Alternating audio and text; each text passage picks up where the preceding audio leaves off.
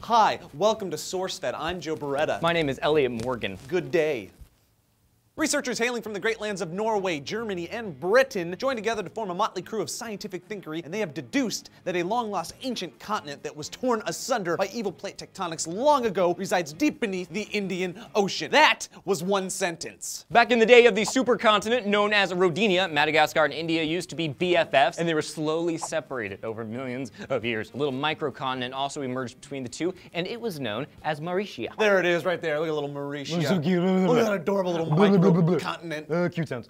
Mauritius was busted up in a heck of a lot of fragments about 50 million to 100 million years ago. And those fragments spread themselves out all over the Indian Ocean. For the most part, were submerged in the sands of time, or the sands of the ocean. Water of the ocean, water sand, of the ocean, time, sand. sand. And now these researchers believe the remnants of this lost microcontinent extend from Madagascar to Mauritius to the Seychelles to the Maldives and to Lakshadweep, all Indian Ocean land masses. This is cool. I'm learning so much. Maps are fun. And how they found their findings is just as cool. The most telling sign was actually gravity. All these island groups that Elliot mentioned earlier retain a slightly stronger gravitational field than scientists expect in ocean areas. Let's go further into that because I didn't understand what Joe just said. Oceanic areas tend to have weaker gravitational fields because oceanic crust is only 5 to 10 kilometers thick, while continental crust hovers around 25 kilometers thick. So these hot gravitational spots in the Indian Ocean suggest that the crust might be thicker. Like continental crust thicker. Like microcontinental crust thicker. And as a scientific double check, the team collected sand samples from Mauritius, and there were zycrons in the sand. Zycrons, Elliot. Mother flippin' zycrons up in here. Tell them what that means and why it's a big deal. I will do that. As I understand it, these islands were created by ancient lava flows spewing up from the oceanic crust. No zycrons there, but there are zycrons in continental crust. So the thought here is that the old microcontinent became submerged and now lays on top of the oceanic crust. So when the lava broke through the surface, it broke through the ocean crust and then through the continental crust and picked up some zycrons. Boom! Ancient continent discovered. And although the islands are old,